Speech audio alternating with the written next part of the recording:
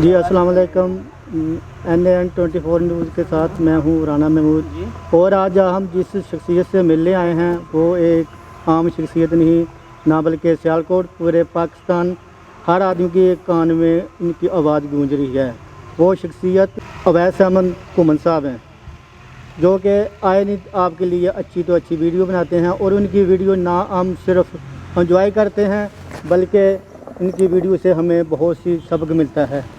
तो आइए मिलते हैं अवैस अहमद घुमन साहब से। अस्सलाम वालेकुम। वालेकुम सलाम रहमतुल्लाह जी। वैसे साहब सबसे पहले मुझे ये बताएं कि आपको शौक कैसे पड़ा, आप और भी कोई काम कर सकते थे? जी दरअसल मैं ये गल आना वा कि अल्लाह पाक की ज़ात दी ये अता हुंदी है, गॉड गिफ्ट हुंदा है कि जेड़े काम वास्ते बंदा सोचदा है या कोशिश करदा है फिर अल्लाह उहदे वास्ते असबाब भी उंज दे ही पैदा करदा। सो मेरा शौक सी बचपन दे विच अपनी पहचान पैदा करन दा कि मेरा एक नाम पैदा होए और मेरे बाप दा नाम जिंदा रहे। अल्हम्दुलिल्लाह अपने पहचान वास्ते अपने नाम वास्ते कोशिश की थी और अल्लाह पाक की ज़ात ने तरक्की दी थी जी। घुमन साहब आपकी तरीम कितनी है? मैट्रिक जी। ठीक है। तो आपकी जो ये अपना यूट्यूब की इनकम, ये तो मैं नहीं पूछूंगा कि कितनी है जी। लेकिन मैं ये ज़रूर पूछूंगा कि इसके अलावा आपको और कोई काम करने की ज़रूरत है? दरअसल वो कहते सहुरियां जोगी ना मापियां जोगी वेली रन सियापियां जोगी। सो सानू होर कुछ इथों वेल लभे तो होर कुछ करिए ना, दिल है कुछ होर करन दा लेकिन इथों हुण चुंड छुटदी नहीं पई। अल्लाह का शुक्र है अल्हम्दुलिल्लाह, अल्लाह ने इज्जत वाला शोभा दिता है, अल्लाह ने एक अच्छा तारफ दिता है तो अल्हम्दुलिल्लाह यही मेरे वास्ते काफ़ी है कि मैं अवामुन्नास की खिदमत करता रहा जी। अच्छा, मुझे ये बताएं कि आपको इसके अलावा और भी कोई आपका कोई काम है या नहीं? मिसाल तौर के ज़िम्मेदारा होगा या कोई स्पोर्ट का काम या इसके अलावा कोई नौकरी वगैरह भी? जी जे जलाए खड्डियां नहीं लाणगे तो की करनगे, जे जट जिमींदार जिमी नहीं मानते तो की करनगे। सो साडा जद्दी पुछदी काम जिमींदार है ही है तो अल्हम्दुलिल्लाह जिमींदार जट्टां दे घर हैं तो जिमी वाला काम ही है साडा। तो फबदा भी ये जे बाहर गए हैं यूरोप गए हैं तो उत्थे भी जाके जिमींदारे का काम सानू लभ्या तो असां होटल का काम छड्ड के ते जिमींदारे के काम नूं एक्सैप्ट किया तो उत्थे भी यही काम किया अल्हम्दुलिल्लाह। अच्छा, वैसा मुझे ये बताएं कि आप माशाल्लाह अल्लाह के घर से भी होके आए हैं अल्हम्दुलिल्लाह, और उधर से जब वापस आए तो आन के आमिर चंद जो वीडियो हमने देखी हैं जी जी, उनमें से आपने वो एक वाजा वगैरह भी आपके पास रखा हुआ था, जी। उसकी क्या वजह थी? वो मेरे कोल वेखो जी हर रंग के जी आउंदे ने, बाजियां वाले भी आउंदे ने, ढोलकियां वाले भी आउंदे ने, कोई तवार दी तवार, हर रंग के जी आउंदे ने, किसी नूं इनकार नहीं किसी नूं ना नहीं। वो आंदे सन असां आके कोई हाज़री देनी 10 मिनट उन्हें आवाजे दे नाल अपना आके वो अपना अकीदत भरिया कलाम जिहड़ा उत्थे पेश किया, उन्हें कोई कलाम सुनाया असां बैठ के सुन लिया और असीं वाजे नहीं बजाते, अल्लाह माफ़ करे।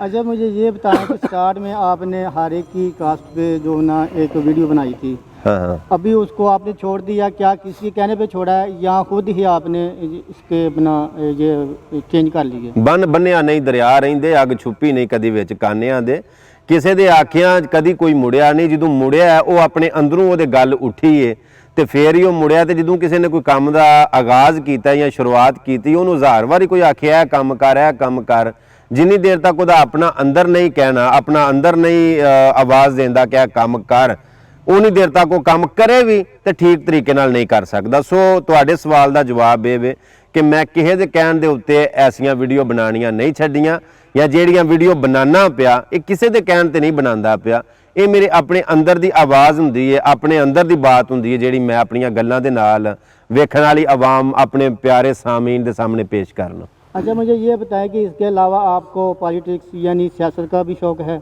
देखो सियासत गुनाह नहीं, सियासत एक इबादत है अगर साफ सुथरे तरीके नाल कीती जाए। फिलहाल मेरा सियासत च आउण दा कोई प्लान नहीं, दूर दूर तक मेरा कोई इरादा नहीं। लेकिन मैं फिलहाल अगर ऐसा कोई सवाल हुंदा भी ये सियासत च आउण वाला या किसी सियासी नूं सपोर्ट करन वाला तो मैं उस सवाल के उत्ते खामोशी इख्तियार करना जी। नहीं, मैं इसलिए कह रहा था कि जैसे कि ये आपका डेरा, जैसे कि ये हुक्का वगैरह और पगड़ी वगैरह ये और आए गेरी की खिदमत वगैरह ये तो आम सियासी डेरे में चलता है, तो मैं इसलिए कह रहा कि आपको भी इसका सियासत का शौक है? जी दरअसल वेखो सियासियां ने अगर किसी की खिदमत करनी होंदी तो लालच नूं करनी होंदी कि सानूं वोट मिलेगा। सो मैं जिहड़ी खिदमत करना वा ये बेलौस करना, बगैर मतलब तो बगैर लालच तो अपना फर्ज समझ के करना कि जिहड़ा भी मेरे को आउंदा है मैं अगर ਉਹਨੂੰ ਖਾਣਾ ਖਵਾਨਾ ਤੇ ਮੈਂ ਸਮਝਣਾ ਕਿ ਮੈਂ ਆਪਣੇ ਪੱਲਿਓਂ ਨਹੀਂ ਖਵਾਉਂਦਾ, ਅੱਲਾ ਦੇ ਦਿੱਤੇ ਵਿੱਚੋਂ ਖਵਾਨਾ। ਸੋ ਮੇਰਾ ਕੋਈ ਨਹੀਂ ਖਾਂਦਾ, ਜੋ ਵੀ ਆਉਣ ਵਾਲਾ ਖਾਂਦਾ ਆਪਣੇ ਮੁਕੱਦਰ ਖਾਂਦਾ। ਉਹ ਜੋ ਵੀ ਆ ਕੇ ਰਿਜ਼ਕ ਖਾਂਦਾ ਉਹ ਨਾ ਰਿਜ਼ਕ ਲੈ ਕੇ ਆਇਆ ਹੁੰਦਾ, ਯਾਨੀ ਕਿ ਜੋ ਦਾਣਾ ਉਹ ਆਪਣੇ ਮੂੰਹ ਦੇ ਵਿੱਚ ਪਾਉਂਦਾ ਉਹਦੀ ਮੋਹਰ ਲੱਗੀ ਹੁੰਦੀ ਹੈ, ਰਿਜ਼ਕ ਲਿਖਿਆ ਹੁੰਦਾ। ਸੋ ਮੇਰੇ ਕੋਲੋਂ ਆ ਕੇ ਉਹ ਖਾਂਦਾ। ਬਾਕੀ ਅੱਲਾਹ ਪਾਕ ਦੀ ਜ਼ਾਤ ਦਾ ਸ਼ੁਕਰ ਅਦਾ ਕਰਨਾ ਕਿ ਅੱਲਾਹ ने ਮੈਨੂੰ ਇੰਨੇ ਜੋਗਾ ਕੀਤਾ है कि मैं आया गया की खिदमत करना जी। अच्छा कुमर साहब, मुझे ये बताएं कि आजकल आपकी एक वीडियो जो बहुत वायरल हो रही है जिसमें आपने कहा कि ये लगा स्टेटस, ਇਹ ਲੱਗਾ ਸਟੇਟਸ ਸਾਡਾ ਹੱਸਦਿਆਂ ਦਾ, ਆਓ ਪਈ ਆ ਮੌਤ ਮੁਨਾਫਕਾਂ ਨੂੰ।